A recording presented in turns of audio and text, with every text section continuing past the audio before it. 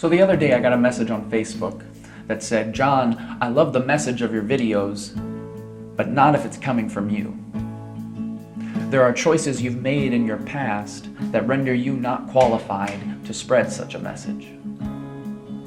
And for me, that was hard to hear, because the hypocritical Christian is something I fear. To be put in a category like that, I could think of nothing worse. So maybe there's something I should have said first.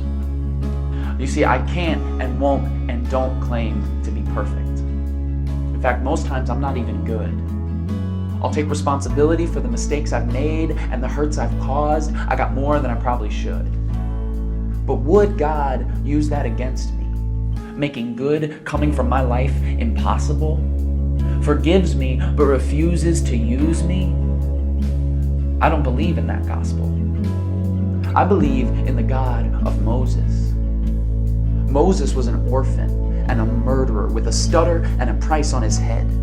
Yet God chose this killer to be a fulfiller, performing miracles, leading his people, and making rivers flow red.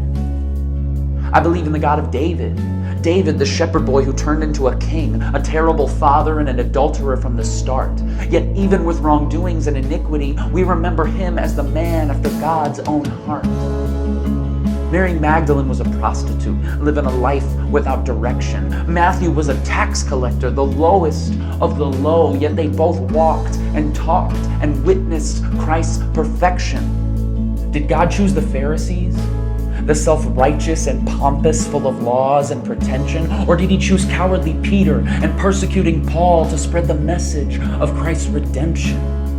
All these heroes in the Bible, not a one of them was likely. Leaning not on themselves, they leaned on God. And you know what God is? He is mighty. So can God use me, a broken, steaming mess?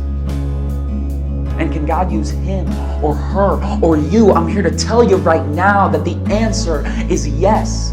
God can and will use anybody, even if you only go to church on Christmas. Does he only speak through the preacher? No, God is in a different business, because believing in the Lord isn't living a perfect Walgreens life, always doing right. It's letting his light shine from within and letting his word be your tutor. He'll take your broken past, helping you step into a more hopeful future, because it wasn't for perfection that Jesus died on that cross. It was for the unhealthy, so the sick could serve the sick and seek and save the lost. Because in the end, these words and these lights and these cameras and this video, it's not about me. It's about God. And with God, it's never about who you were, but about who you will be. It's God's story for the world, and we're just playing our parts. So if you're out there feeling not qualified, that's great, because not qualified is where he starts.